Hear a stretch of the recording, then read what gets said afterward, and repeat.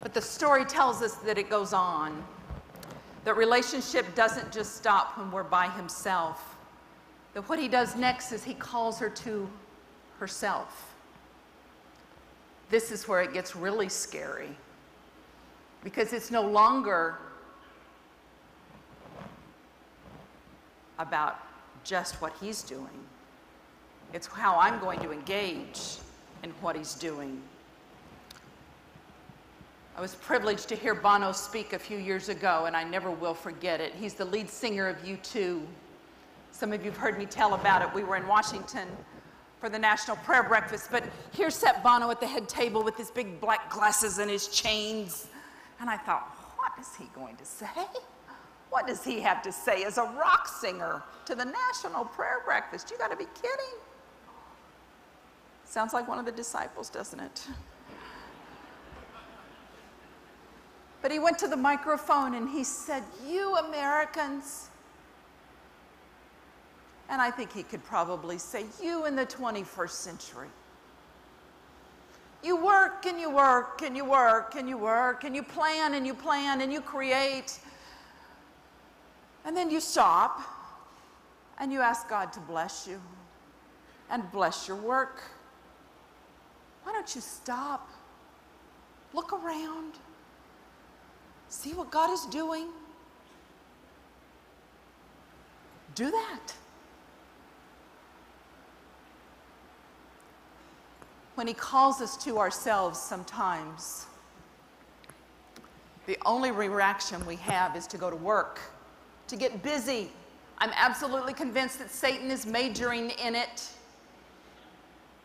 If he can just keep us busy enough, we will not know the depth of what it really means to live in relationship with the Father.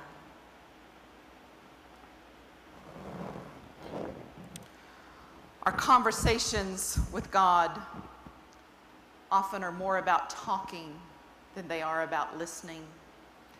I've often wondered why it is that when we bow our heads and we talk to God, we call it prayer. If I walk up to some of my family in my church and I say, "God told me I'm accused of mental illness," and it's true, just try to talk and say, "The Spirit led," or "I heard God this morning."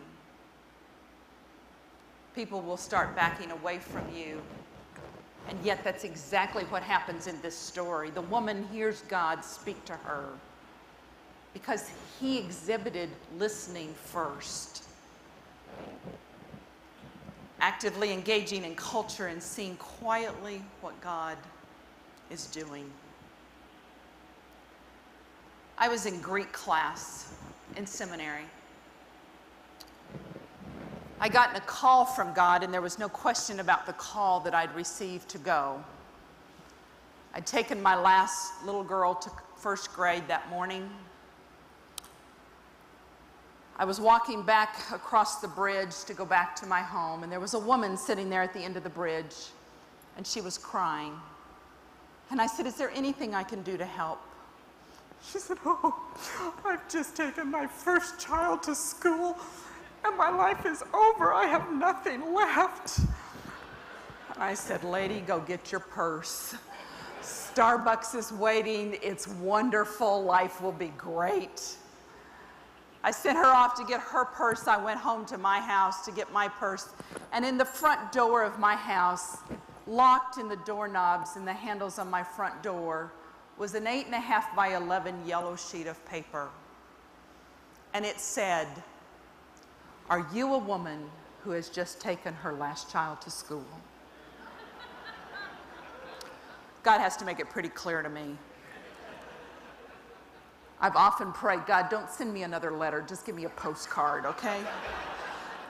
So he sent me a flyer. "Are you a woman who's just taken her last child to school? Come to Fuller Seminary on Monday nights and study the Gospels." I'd felt since a child that there was probably a calling in my life for some kind of full-time Christian service. But got to the Churches of Christ and realized, no, I don't think that's it. But here I was, Called my husband on the phone that day, and I said, what do you think? He said, we'll talk about it tonight. We did. I called an elder, and I said, Bill, would you meet me for breakfast Saturday morning? We met at Jack's Deli, and he said all the right things. Take it slow. Think about it. Pray about it. You realize a woman going to seminary could be dangerous. We walked out of the deli that morning, and his wife, who was 180 degrees opposite of me in so many ways. I'd been raised in Southern California. She'd been raised in Maine. She was one of 16 children. I was the first grandchild on 11, on all the sides that you can count. I had all my great-grandparents. I mean, I was prized. She was lost in her family.